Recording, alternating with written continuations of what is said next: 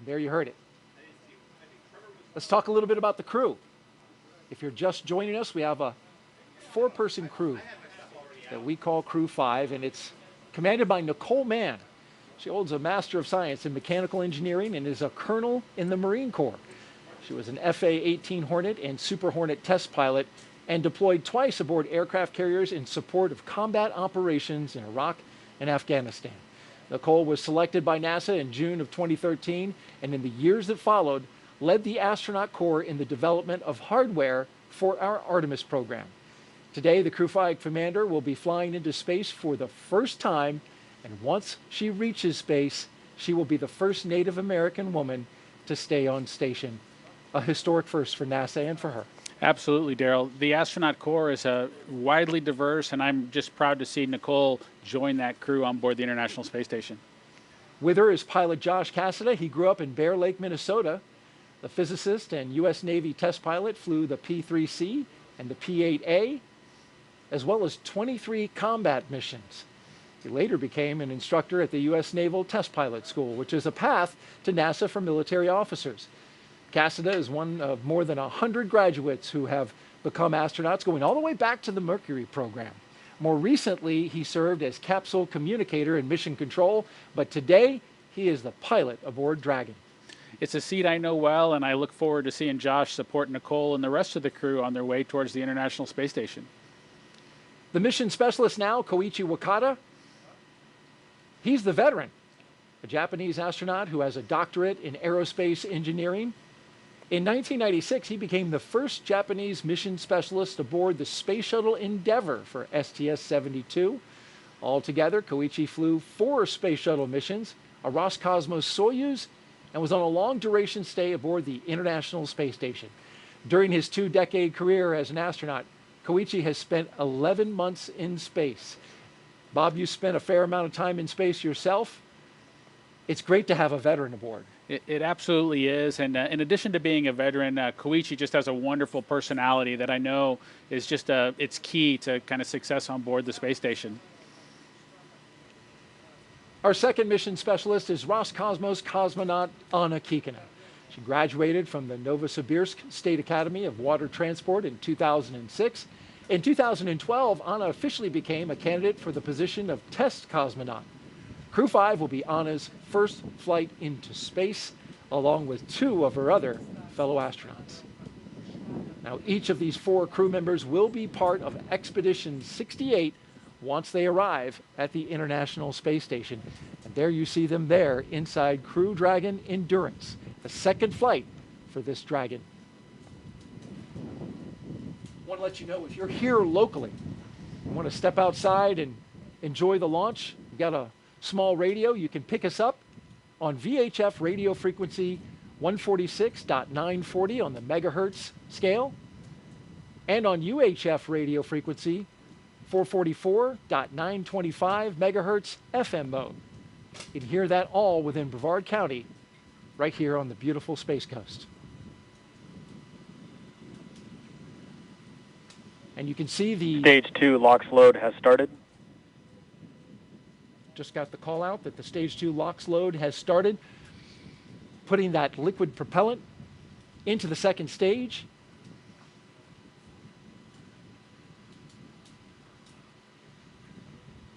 Let's check back in with Kate Tice and get an update from Hawthorne. Kate? Thanks, Daryl. We are T-minus 16 minutes away from launch, and everything continues to look great for Falcon 9 and Dragon. Falcon 9 began prop load at T-minus 35 minutes. The loading of RP-1 fuel on the second stage is complete. That finished at T-minus 20 minutes. Fuel loading continues on the first stage.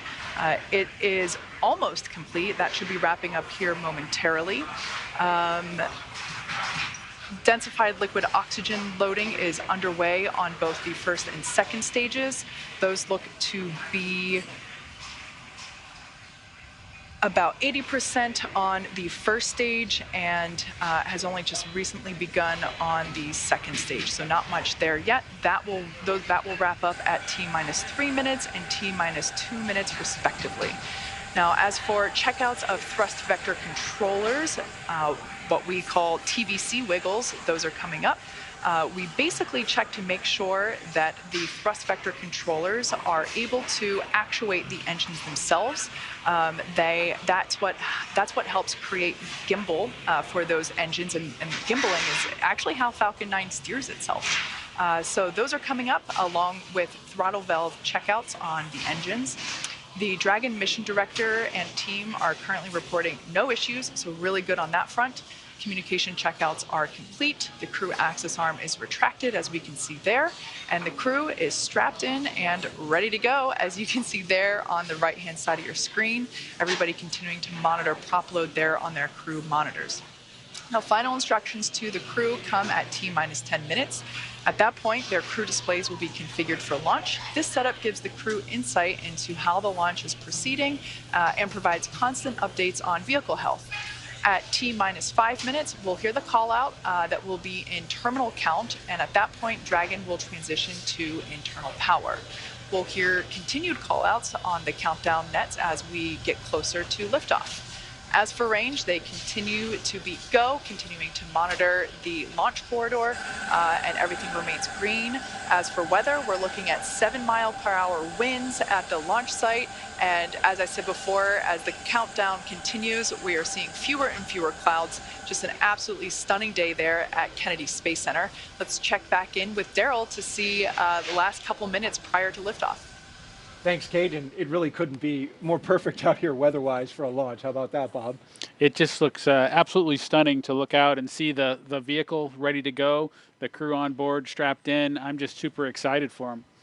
And there's a view of the countdown clock and the historic American flag that has been standing there since the space shuttle program. Now you're looking at a pic of Crew-5. Crew-5 flying aboard the Dragon capsule Endurance, and the booster that you see behind them that they're posing with is a brand new one. Actually was damaged in transit from California to Texas, but it was fixed, repaired. Crew did a great job, the SpaceX team, in getting it all ready. And at the time that Falcon 9 launches Dragon to space, the International Space Station will be 260 statute miles over Australia. Crew-5 will then spend the next 21 hours with Mission Control Team that you see there in Houston, standing by, getting ready for the beginning of this mission. They'll spend 29 hours rather, chasing down the International Space Station for a rendezvous at 4:57 p.m. Eastern Time tomorrow evening. One of the longer transits, Bob. It's true. It's a little bit longer than usual, or average, I would say, as we work towards Crew-5. But as the launch dates shift around, that changes the time that you can actually arrive on space station. They've got plenty of consumables, so it should be fun to have some time in space. And when they arrive tomorrow evening, we'll have live coverage on NASA TV of docking, as well as the Crew-5 welcome ceremony at 8:15 p.m. Eastern Time, 7:15 p.m. Central. And some final thoughts, Bob, as we get ready to watch Crew-5 launch into space. You know, my opportunity to sit here and watch Crew-5 go has just been inspiring again to see another vehicle head towards the International Space Station. Again, I'm excited for them, and just hopeful that Nicole, Josh, Koichi, and Anna have just a wonderful mission. I know that they've got a wonderful launch in front of them. Absolutely, and that's what we're rooting for here. And so with T-minus 11 minutes and counting, we're going to spin our chairs around and watch the launch. But we're going to let Kate and the team focus on the pad as we proceed through the final stretch of the countdown. We'll turn it over to Kate Tice at SpaceX headquarters in California to take us through. Take it away, Kate. Thanks, Daryl. As you can probably tell by the background noise, the crowd is definitely growing here at SpaceX headquarters in Hawthorne, California. Certainly one of our company traditions is to watch the launch itself from behind Mission Control, which you see there on your screen. You can see this is Mission Control Hawthorne, or as you sometimes hear referred to as MCCX. And then, of course, a crowd of employees watching from behind. I personally also stand there if I'm not doing the webcast, so I can confirm it's a great spot to watch launch. Like I said, as you can see, the energy is certainly starting to grow now that we're about to hit T-minus 10 minutes. Beautiful view there of Falcon 9 and Dragon on the pad, ready to take Crew-5 to space. We did discuss Dragon, SpaceX. Confirm crew displays are configured for launch. Yoko, we would like to give a huge thanks to the NASA and SpaceX team, the thousands of people for their development, preparation, and training in getting Endurance and Crew-5 to the launch pad today, and your continued support in helping to make this a successful mission. We look forward to joining the rest of our Expedition 68 crew members aboard the International Space Station. And a special thanks on behalf of all the crew to our family and friends. It is your love and support that help make dreams come true. Now let's do this. Crew-5 displays are configured for launch. Copy. And Nicole, Josh, Koichi, and Anna, on behalf of the entire team at SpaceX, good luck, Godspeed, and enjoy the ride. And those words from Nicole Mann, the first female commander of a Dragon, as she thanked the many folks that have helped get them to this point. We're now less than 9 minutes away from launch today. Upon liftoff, you'll hear a number and letter combinations which mark different abort zones throughout the flight, as well as some performance calls. The first two are 1A and 1B, and those signify the first stage and will last up to the very north tip of North Carolina. The next are 2A through 2E, and those will come into play once the second stage kicks in, lasting from the top of North Carolina all the way to the tip of Newfoundland in the northern Atlantic. You'll also hear a spot that is to be avoided, and you might hear Shannon or forward to Shannon, and that actually refers to Shannon, Ireland, meaning they would target off the east coast of Ireland if they were later in that second stage and did need to abort for some reason. So the next major milestone that we're looking towards will come just seconds from now, and that will be when engine chill begins on the first stage of the engine. That's right. So engine chill is basically when we take a little bit of that super chilled, densified liquid oxygen and we flow it through the turbo pumps of the Merlin M1D engines on the first stage. This helps to prepare the turbo pumps and avoid any thermal shock to the hardware when they see the full flow of liquid oxygen during ignition. We're also expecting the conclusion of prop load for the RP1 on first stage to wrap up at T-minus 6 minutes. LOX load continues to be underway on both first and second stages, again wrapping those at T-minus 3 minutes and 2 minutes. And after that, we'll hear a number of call-outs related to Dragon's flight computer. Some will be Stage 1 engine chill has started. And you did just hear that call out that stage 1 engine chill has begun. Coming up in just about 45 seconds, we should expect to hear that RP1 load is complete. RP1 load is that densified kerosene or rocket fuel that will help propel the crew into orbit. All of that RP1 is loaded into the first stage, and we are standing by to hear that it was loaded into the second stage as well. Again, we expect that to wrap at T-minus 6 minutes. The venting that you see on screen is totally normal. That's just some of the super chilled densified liquid oxygen just vaporizing as it comes into contact and vents from the vehicle. And coming up, we'll also hear the call for Dragon to configure for terminal count, and then it will be transferred over to internal power, and then we'll hear that propellant tanks on Falcon 9 are getting ready to pressurize, which helps add some additional rigidity and structural support as we get ready for strong back retract. That strong back will retract a couple of degrees at first, and then we will see it swing open completely just shortly, or at the moment of liftoff. Falcon 9 tanks will be pressurizing for strong back retract. And there's that indication that we are preparing for that strong back retraction. Coming up in just a few seconds, we should hear that Dragon is in terminal count. Dragon is in configure for terminal count. All right, there we heard that call. Dragon onboard computers have now taken control of the vehicle. As I mentioned before, first stage LOX or liquid oxygen loading is underway and will wrap up at T-minus 3 minutes. And the second stage will wrap its LOX load at T-minus 2 minutes. Launch teams continue to report no issues and everything remains green and for an on-time launch. Retract has started.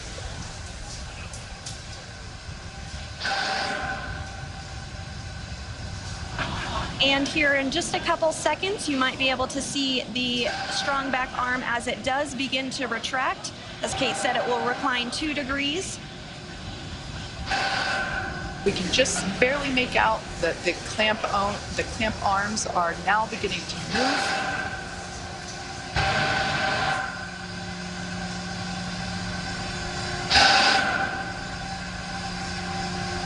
All right, now that those clamp arms are removed, as Sandra said, this will retract by 2 degrees. And then at liftoff, the strong back will retract another to 45 degrees, allowing Falcon 9 to clear.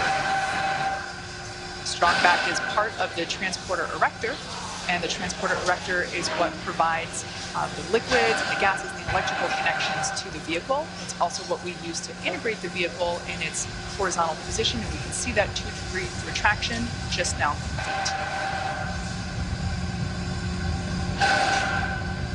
And the next call out that we should hear in about 20 seconds is that the first stage LOX load is complete.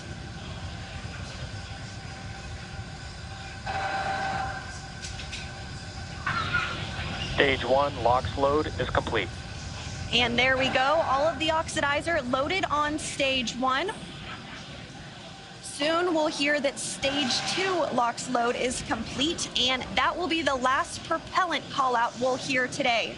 Now less than 3 minutes until launch. Dragon is in terminal count and is on internal power. All right, there we heard the good news that Dragon is now on internal power. Again, the white clouds that you see there at the base of the Dragon trunk, totally normal. That's just the vapor from the liquid oxygen. Again, second stage now wrapping up its LOX load. Excuse me, first stage wrapping up its LOX load just a few minutes ago, and now moving toward wrap up of second stage LOX load, which will complete at T-minus 2 minutes.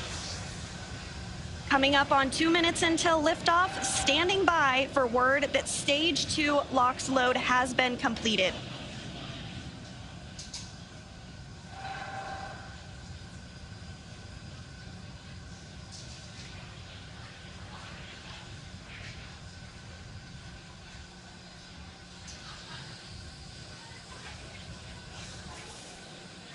Dragon is in auto idle. Stage 2 LOX load is complete.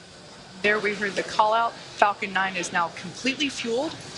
All of its propellants, so Gas closeouts are starting. Expect loud venting.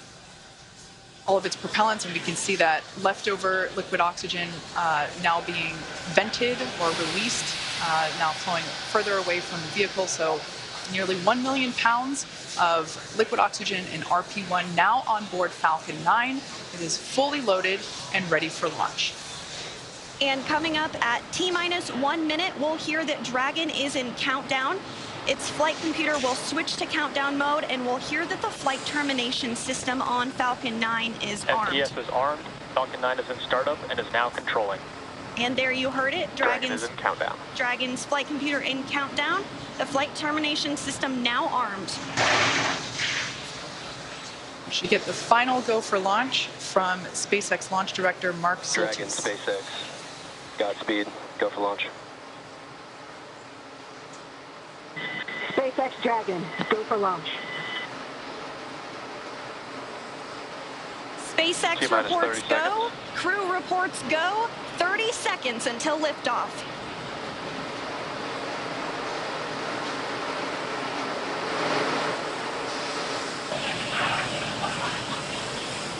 T-minus 15. 10, 9, 8, 7, 6, 5, 4, 3, 2, 1. ignition, engines full power, and liftoff.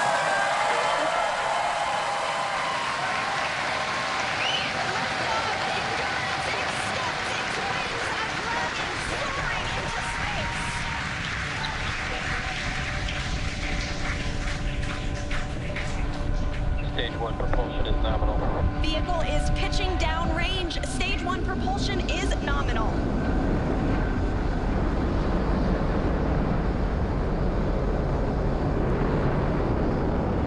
We're now at T plus 35 seconds into the 5th rotational crew mission on board Dragon and Falcon 9. Coming up in just a few seconds, we'll hear the call out for stage 1 throttle down. Stage 1 throttle down. Falcon 9 engines throttling down to help pass through the period of maximum dynamic pressure. This period is known as max Q, and once the vehicle, there we just heard that the vehicle is now traveling faster than the speed of sound. Once through max Q, we'll throttle those Merlin engines back up. Max Q. Stage 1 throttle up. Stage 1 throttle. Stage 1 Bravo. Copy 1 Bravo. That call out for 1 Bravo means we're in the second and final abort mode for the first stage, continuing to get good performance. The crew is already pulling over 2 Gs. And next up is going to be a couple of events in rapid succession. First will be engine chill on the second stage and back engine. And there you heard that call out. And then we'll have MECO, or main engine cutoff, where the 9 engines igniting will cut off in preparation for second stage separation. Then we'll see the single Merlin vacuum engine on the second stage ignite and continue to carry the Crew-5 astronauts to orbit.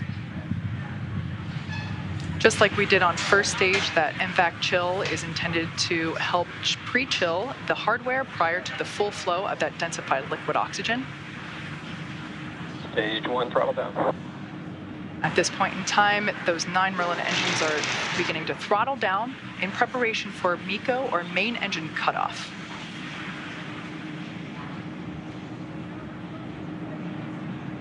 Standing by for MECO. And MECO. Stage 2 Alpha. Stage separation confirmed. Copy 2 Alpha. There we should see that second engine begin to ignite now. And obviously confirmed by the loud cheer behind us here at Mission Control Hawthorne. And we're also in 2 Alpha for the aborts if needed. Again, second stage is lit and continuing to carry the Crew-5 astronauts into orbit. We're now getting a view of the first stage after that stage separation. The second stage still being illuminated by that single Merlin vacuum engine, and that's on the right-hand side of your screen. First stage on the left-hand side of your screen making its way back to Earth. We will be attempting to land it on our drone ship, which today we are using Just Read the Instructions. Acquisition signal, Bermuda.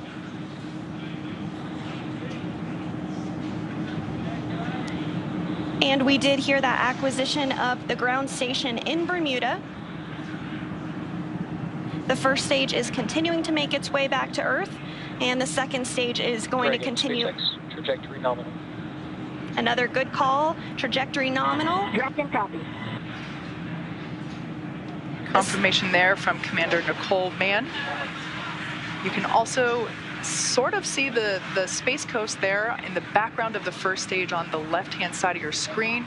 It also looks like you can actually see the thrust plume created by the first stage as it's now rotating just out of screen.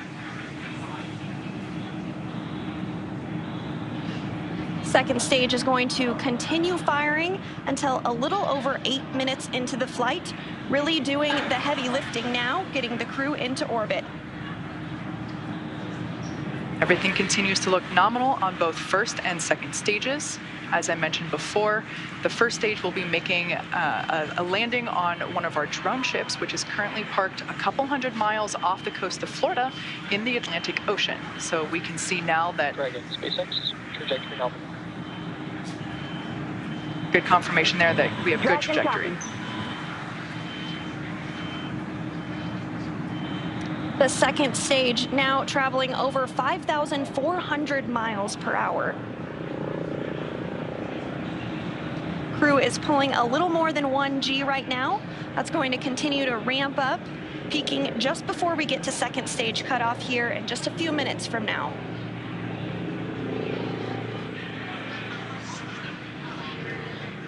First stage will be performing 2 separate burns, a re-entry burn where we reignite 3 of the Merlin the Merlin M1D engines on the first stage. We ignite the center engine and 2 radial engines to help slow it down as it re-enters the Earth's atmosphere. And then the second final burn, and that will be the landing burn on our drone ship.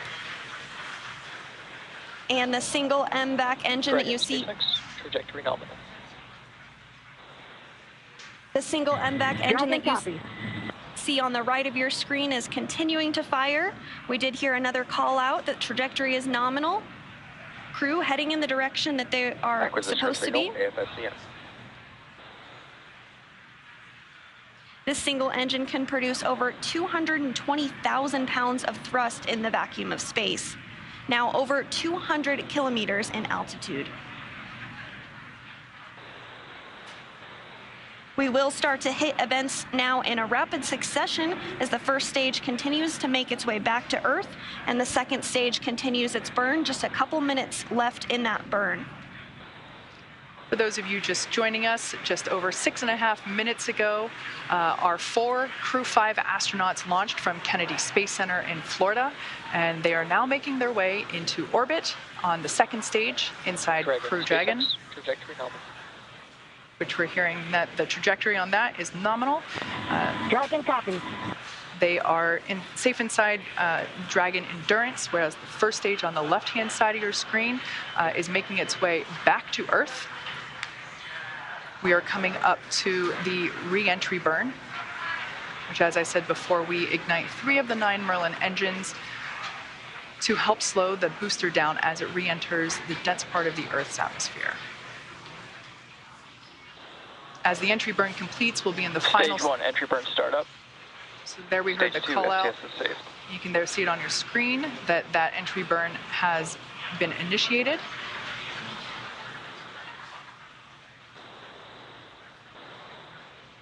And as that entry burn completes, we'll be in the final different abort phases here shortly, which essentially correspond to areas along the very northeastern seaboard of the U.S.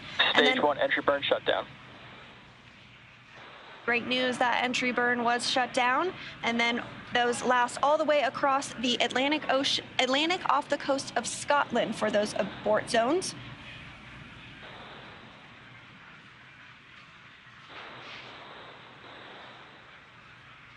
Everything continues to look nominal for both the first and second stages.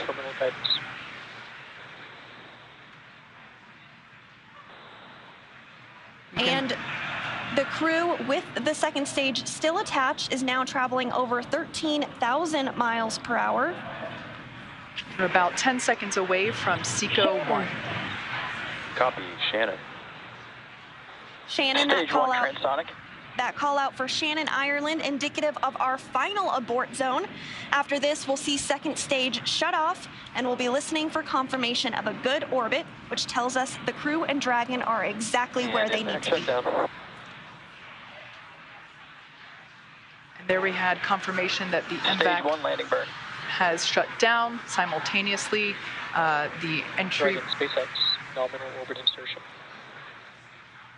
And you heard that call for a good insertion. We will coast for a few minutes.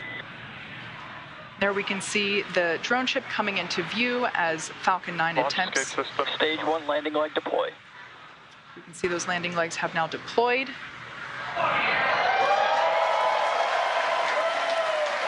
as you can see on your screen, and you can hear by the clapping and cheering behind me, Falcon 9 has landed on our drone ship just through the instructions, parked off the coast of Florida. And again, that second stage separation will be coming up just a couple of minutes now. We do coast for a few minutes after second engine cutoff to allow any rates or motion to dampen out and settle. And looks like we're going to get a view of the second stage as it separates here shortly. We did hear that the crew has been successfully inserted into a good orbit.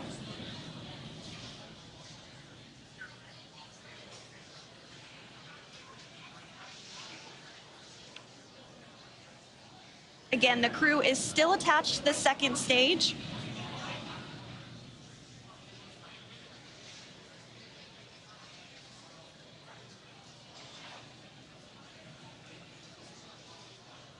We are expecting stage separation to occur in just over a minute from now, about 1 minute and 8 seconds. And that's when the, when the second stage will separate from the Dragon trunk. The Dragon trunk is the part of hardware where we are able to house the cargo that is able to be exposed to the vacuum of space, as well as the solar panels, which help power Dragon while it is on orbit.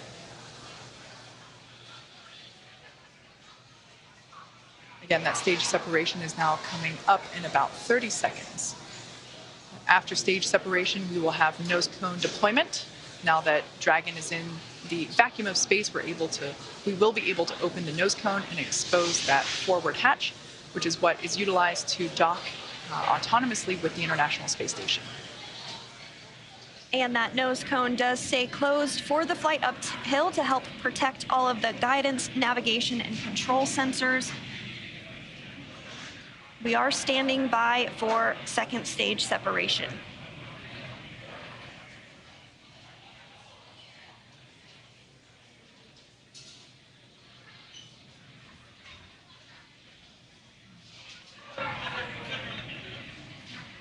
And there is separation. Dragon separation confirmed.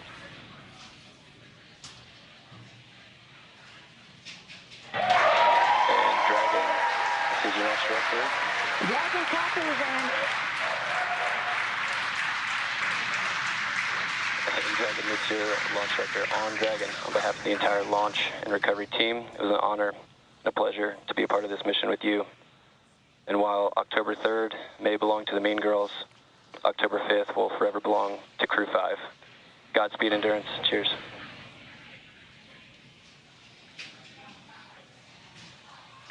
awesome. Thank you so much to the Falcon team. Woo! That was a smooth ride uphill. You got 3 rookies that are pretty happy to be floating in space right now, and 1 veteran astronaut who's pretty happy to be back as well. Let's see what you got to say, Koichi.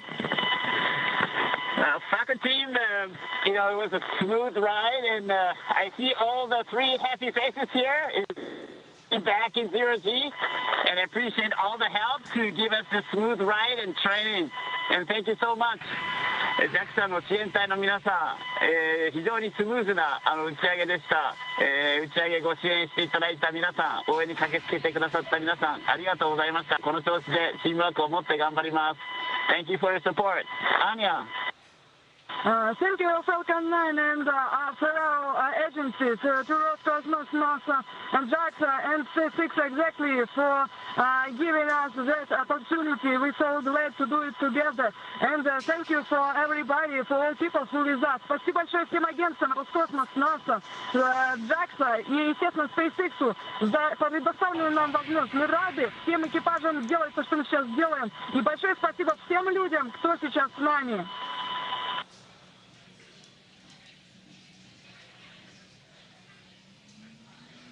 Some really nice words there from the Crew-5 crew, as well as... And Dragon, Falcon 9, see you. Thanks for the words.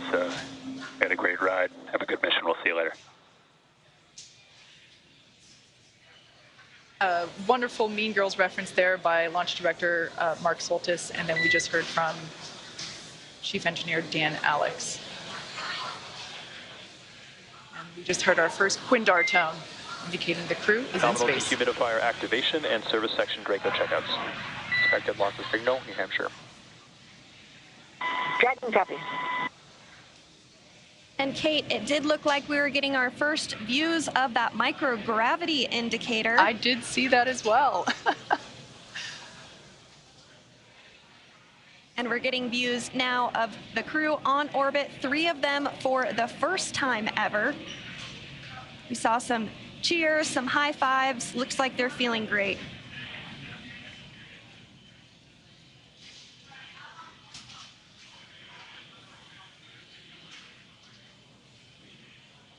Hopefully we can see that zero-G indicator float back into view and hopefully get a better shot of it. I couldn't quite tell what it was, although it kind of looked like it may have been an Einstein doll. But that's just kind of what it looked like from the backside. I think you're right, Kate. It looked like a baby Einstein to me. So the next milestone that we're looking ahead towards is the nose cone opening.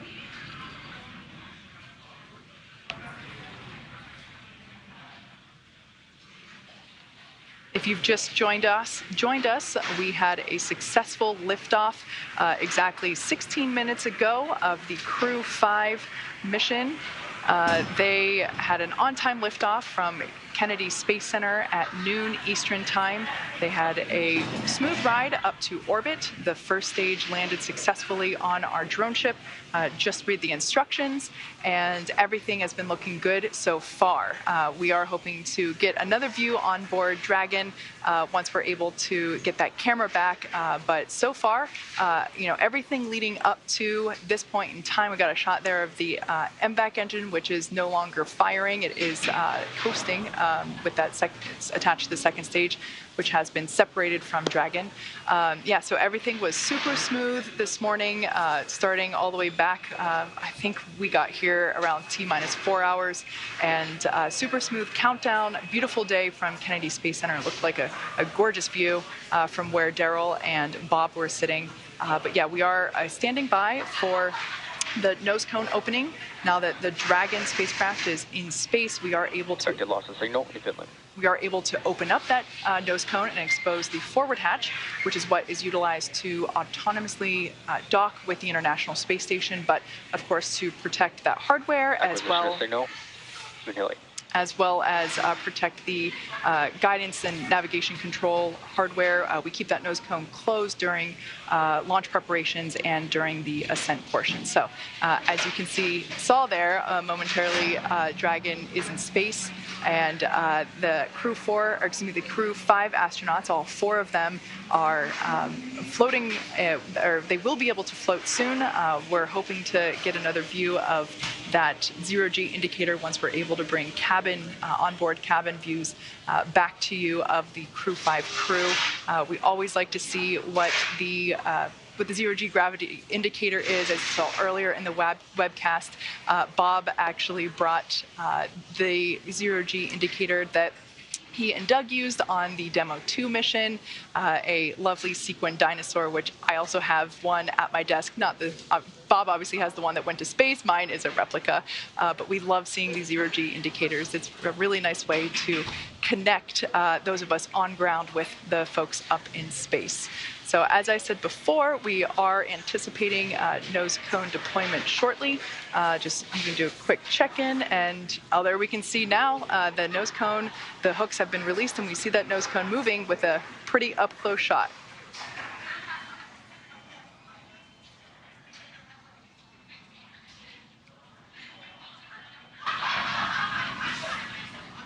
We're continuing to see that nose cone open, and Acquisition of signal line. as we've mentioned, this does uncover a number of critical systems for the flight up to the space station that will be required for docking. There are 6 hooks that hold the nose cone in place during the launch and ascent portions. Those have begun to retract, and the nose cone is beginning to swing open.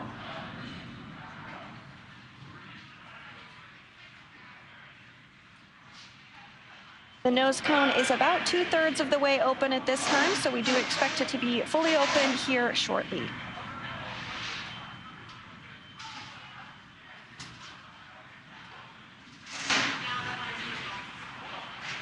Shortly after nose cone deployment, the crew will be able to get their visors open and they'll be given the okay to get out of their suits, and that will allow them to settle in for their ride to the International Space Station. It is about a 29-hour journey for the crew from launch to docking to the space station, but as you said, they'll be able to get out of their suits, get comfortable, get some rest, and just enjoy being in the microgravity environment of space. Again, we have 3 first-time flyers and 1 veteran on today's flight, but I'm sure it was an exciting moment. No matter how many times you've been to space, I can't imagine that it ever gets old. I would probably agree with that. I would also imagine that the 3 first-time space goers will have a brief period of acclimation to gravity. I know I certainly would, and I also recognize that my period probably wouldn't be very brief in order to get acclimated to that lack of gravity.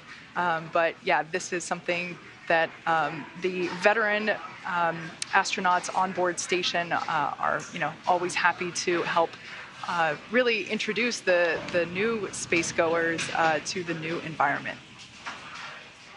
Absolutely, and we did also hear that there was good service section Draco checkouts that took place. We are standing by for that nose cone to be fully deployed, but it should be coming here momentarily.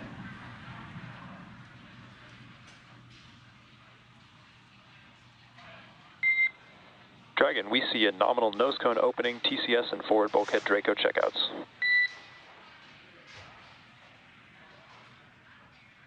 Dragon copies.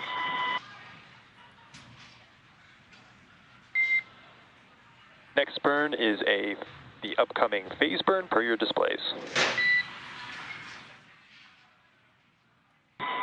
We see the phase burn in 28 minutes. Good readback.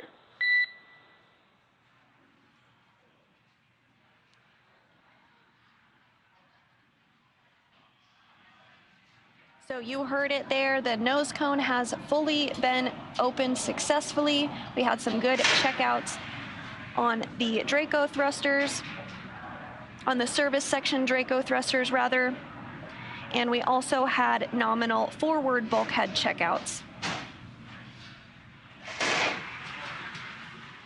That's right, and the astronauts should be getting the okay to doff or remove their suits in about 6 or 7 minutes. I would imagine that, as Sandra mentioned before, we do have 3 space newbies on board today.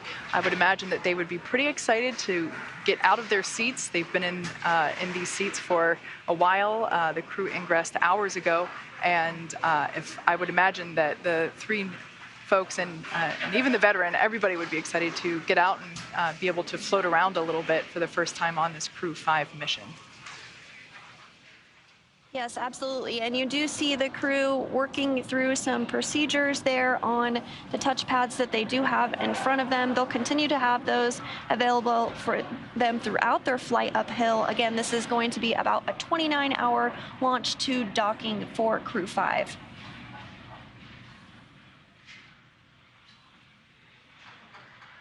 It seems as though that 0G indicator may have floated out of view, perhaps up above the crew displays. We can see that the visors are up. Dragon, SpaceX, environments are looking good for suit doffing. For today, we can leave the camera configured for a little while longer, but at this time, you are go for 4.012 and 4.300. As a reminder, please stow the suits with the visors closed. I'll copy. Okay, Dragon copies. We are go for 4.012 and 4.300. We're going to keep the cameras configured, and when we stow the suits, we'll do it with the visors closed. Good readback. At this time, you're also go to tell the world a little bit about that stowaway we saw shortly after second engine cutoff.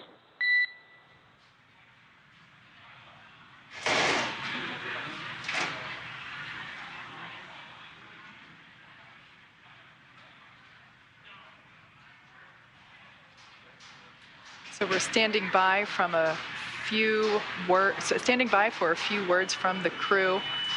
about that zero-G indicator.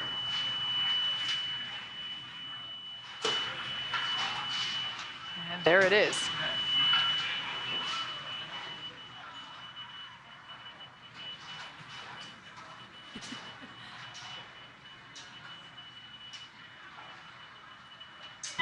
Expected launch. Dragon back in the ground. We missed the last part of your transmission. And no worries, repeating my last one there. I was going to have you all talk a little bit about your zero-G indicator, but we can hold that off for the next ground station pass here for Dubai. At this time, what I'll do is I'll take the cameras external for suit doffing, and then you let me know when they're allowed to come back on board.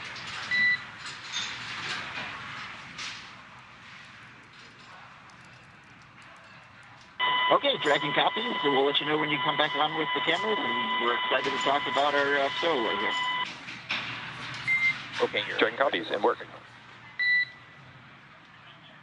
And it does sound like we are in a brief expected loss of signal with the crew. This does happen from time to time when we're in between our satellites, but we will have views and communication back with them here shortly, and we're looking forward to hearing their words on their stowaway and what that special meaning is for the crew. So with Crew-5 now successfully on orbit, let's head over to our counterparts at Kennedy Space Center in Florida. Daryl, it was spectacular to watch this launch from here in Hawthorne, but tell me, what was it like to see it on the ground?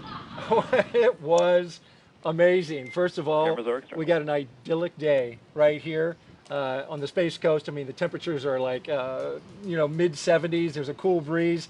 Phenomenal launch. Bob, I want to get your thoughts. You've flown, you've watched.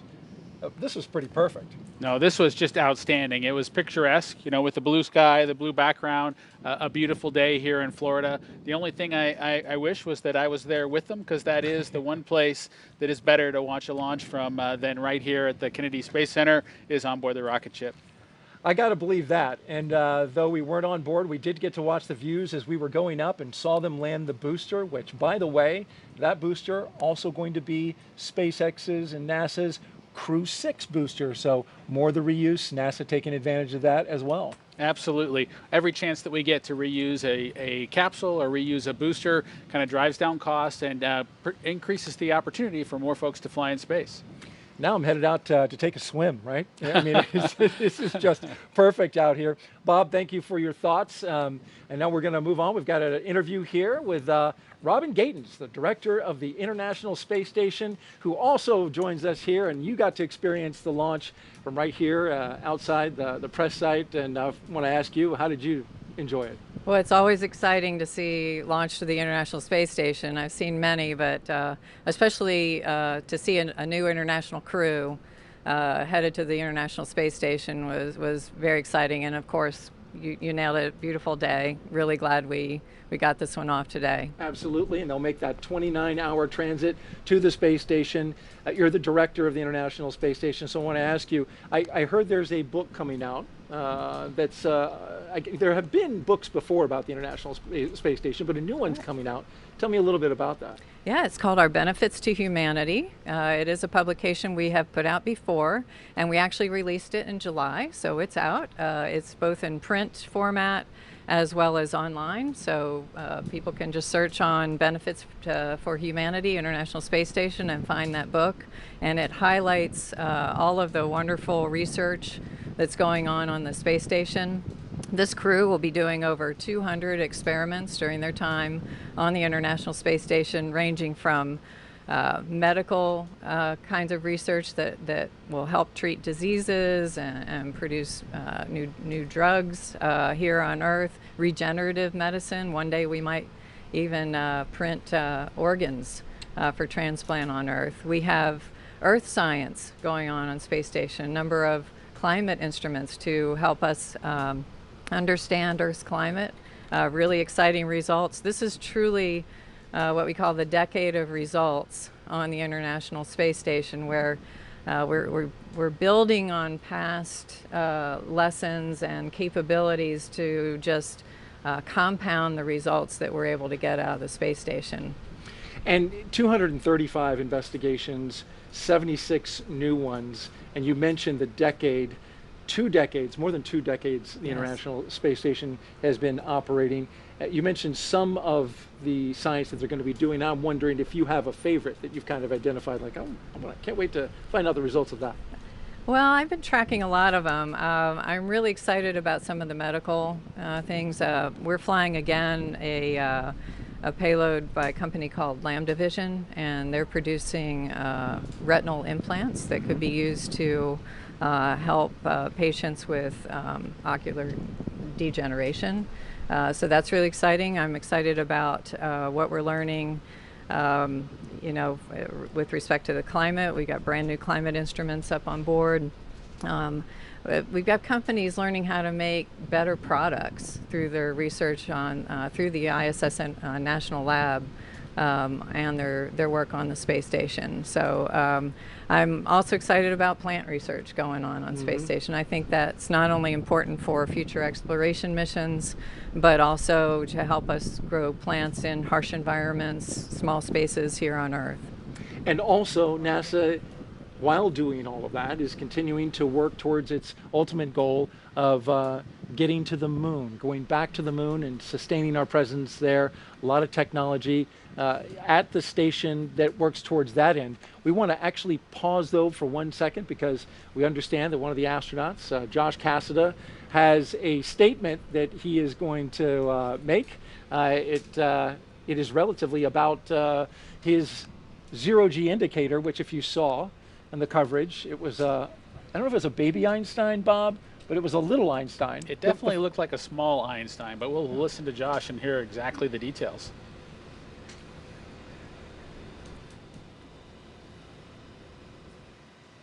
Let's listen in.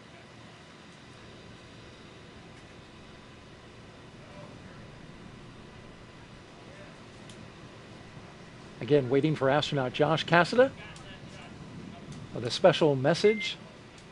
And Dragon, cameras are internal. SpaceX.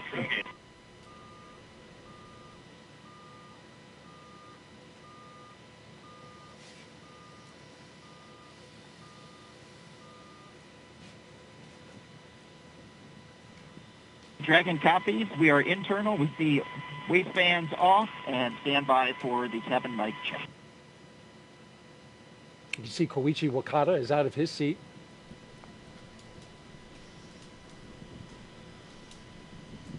Yeah, this SpaceX Dragon from the cabin mic comm check.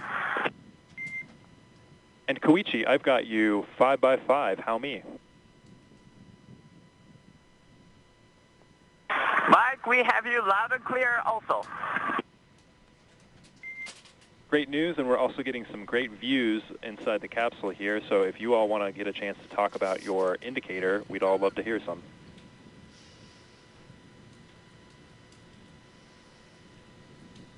Absolutely, Mike. So, a couple years after he come up with his groundbreaking theory of special relativity, Albert Einstein, in his mind, still had a couple loose ends to tie up. While he was sitting in the patent office, because he wasn't famous yet, definitely should have been, he had what his happiest thought of his entire life. That thought was, a person in free fall doesn't feel their own weight.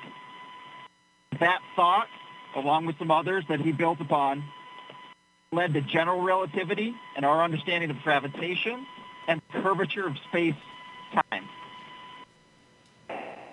We're experiencing Einstein's happiest thought continuously, like the International Space Station has been doing for over 20 years. On Crew-5, call this little guy our free fall indicator. We're here to tell you there's plenty of gravity up here. In fact, that's what's keeping us in orbit right now and preventing this trip on a Crew Dragon from being a one-way trip. A little bit like life.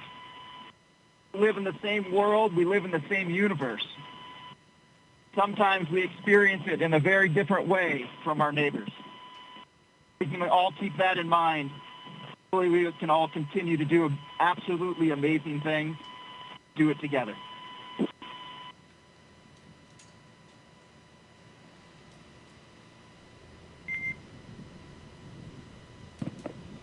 that was excellent, Josh. We appreciate you all taking the chance to share with us some of those special words and some of the meaning to you all.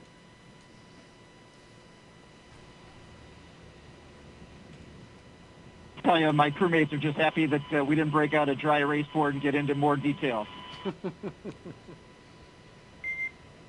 We'll chat lensing later. Absolutely. A message from at this time, astronaut Josh Cassada, the pilot of Crew-5, and his fellow astronauts and cosmonaut, floating in space high above the Earth as they head to the International Space Station with a special message about Albert Einstein, who is represented there floating around space as the zero-G indicator, but then also a nod to his theory of relativity. E equals mc squared, I believe, Bob. Well, there are a lot of great things that Einstein was responsible for, and I would just say that maybe there are 5 folks experiencing his happiest thought on board the Dragon capsule just right now. Absolutely, and NASA is looking to return humans to the surface of the moon, and this is part of it, going to the International Space Station. We mentioned some of the efforts in going up there, and of course the science that's going to be done by Crew-5. We're looking forward to that as well. Some final thoughts, Bob, about the day today. Well, it was just a wonderful day, a chance for me to relive the launch experience with the Falcon 9 and the Dragon capsule, and I'm just super excited for the Crew-5 and little Einstein on board and in free fall right now. A very special moment indeed. Before we wrap up, I want to send it over to Megan Cruz, who is with Deputy Administrator and former Space Shuttle astronaut Pam Melroy. I am Pam, and I have just been chatting about how wonderful of a day this was for a launch. Oh, it's a gorgeous day here at the historic Kennedy Space Center.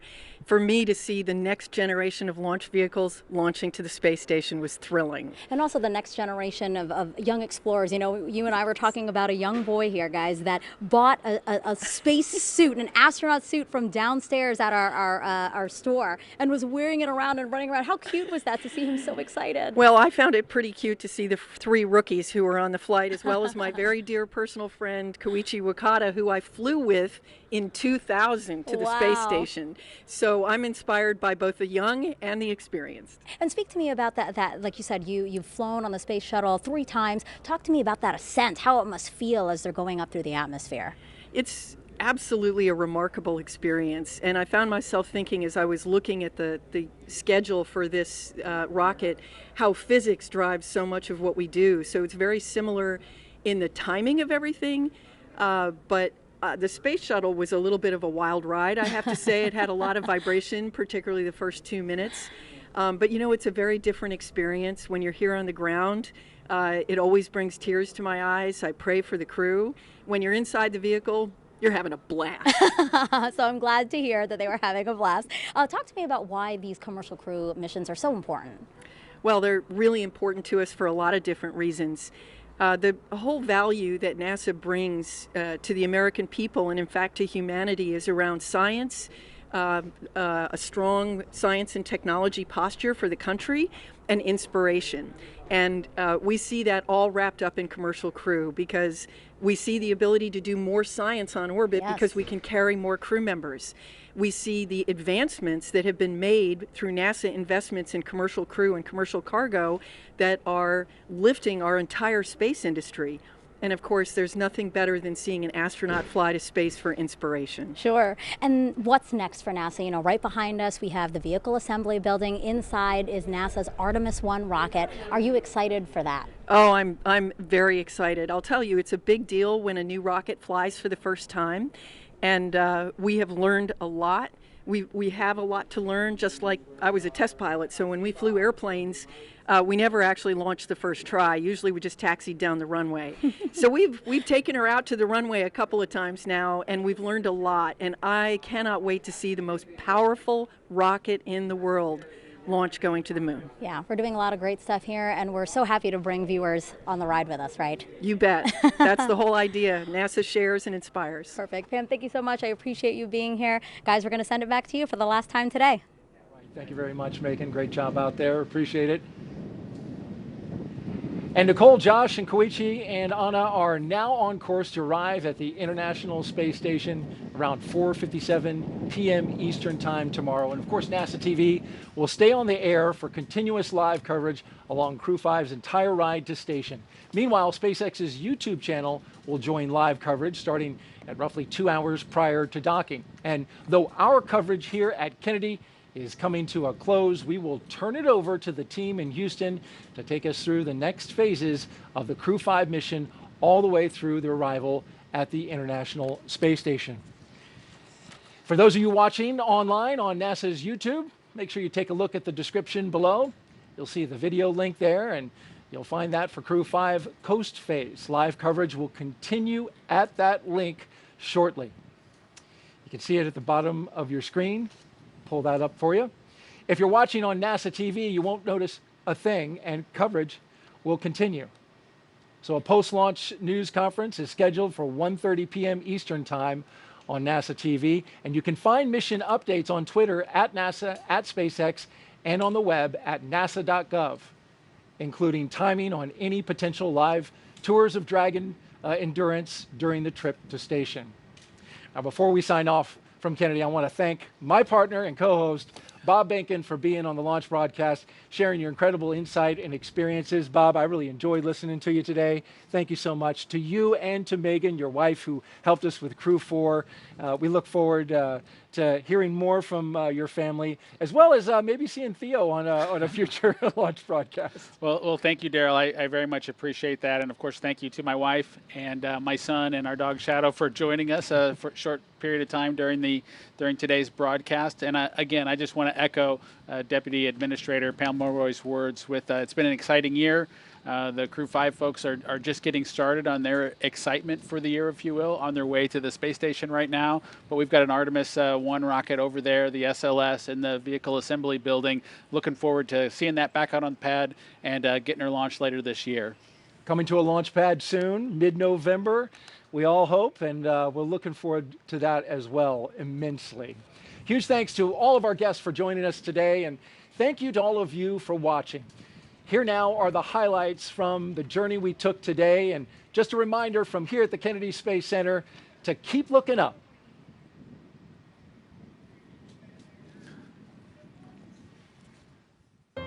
They're getting suited up inside that historic suit-up room, everything going smoothly.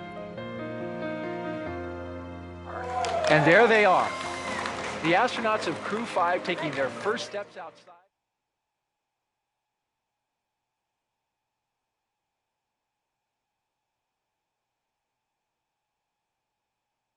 9, 8, 7, 6, 5, 4, 3, 2, 1. Ignition, engines full power, and liftoff. Go Crew-5.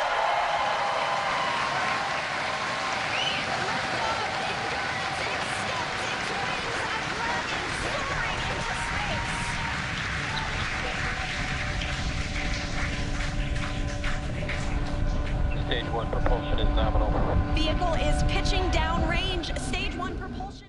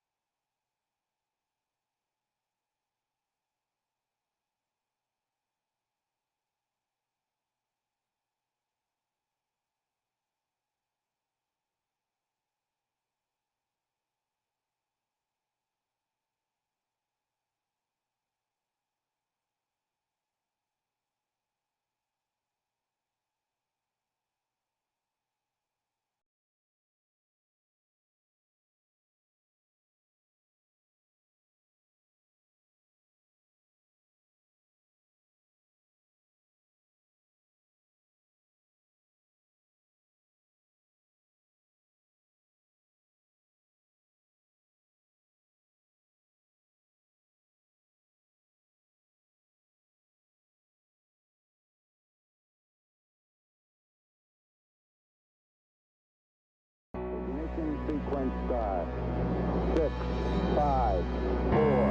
I feel the liftoff. The clock has started. Liftoff. We have a liftoff. 32 minutes past the hour. Liftoff on Apollo 11. Godspeed, John Glenn. Tranquility Base here. The Eagle has landed. Rocket Tranquility. We copy you on the ground. New possibilities are opening up for scientific cooperation between countries. 1, 0, 0,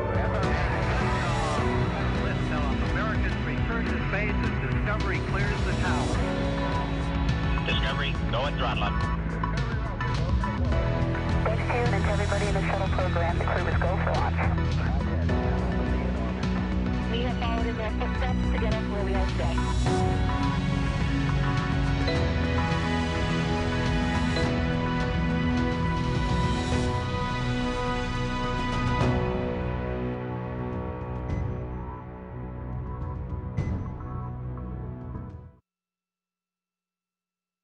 Welcome to Mission Control Houston. I'm NASA Shaniqua Vereen, and we are live in the International Space Station Flight Control Room. Just about 50 minutes ago, we had a successful launch of NASA's SpaceX Crew-5 mission to the International Space Station from the Kennedy Space Center at Launch Complex 39A in Cape Canaveral, Florida. Crew-5 will have about a 29-hour flight to the space station. Crew-5 lead flight director Greg Whitney, who led integrated NASA and SpaceX operations teams and planning for this mission, is currently leading teams here in Mission Control and will be back later tomorrow for Dragon's approach and docking. Crew-5 astronauts consist of NASA astronaut and Dragon commander Nicole Mann, NASA astronaut and Dragon pilot Josh Cassada, mission specialist JAXA astronaut Koichi Wakata, and Russian cosmonaut Anna Kikina. Expedition 68 is currently aboard the International Space Station, including the Crew-4 astronauts, NASA's Kjell Lindgren, Bob Hines, Jessica Watkins, and the current station commander and European Space Agency astronaut Samantha Cristoforetti. They arrived back in April of 2022 and are set to come home next week. Also aboard the station is NASA astronaut Frank Rubio and Roscosmos cosmonauts Sergei Prokopyev and Dmitry Patelin of Roscosmos, who recently arrived to the space station aboard a Soyuz spacecraft. With the addition of Crew-5, we'll have 11 people aboard the station for a short period of time.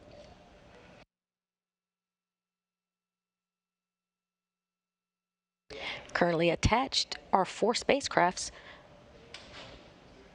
including the SpaceX Crew Dragon Freedom, which brought up the Crew-4 astronauts, a Russian Soyuz MS-22 cruise ship, and Progress 80 and 81 resupply ships.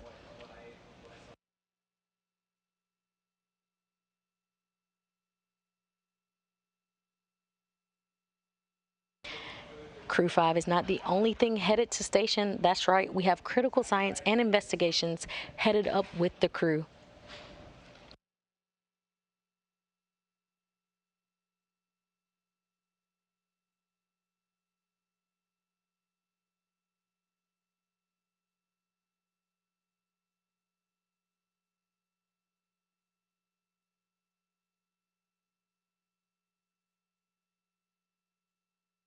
Here are some details on the science the crew will work on their mission. Astronauts experience changes in their cardiovascular, respiratory, and musculoskeletal systems during space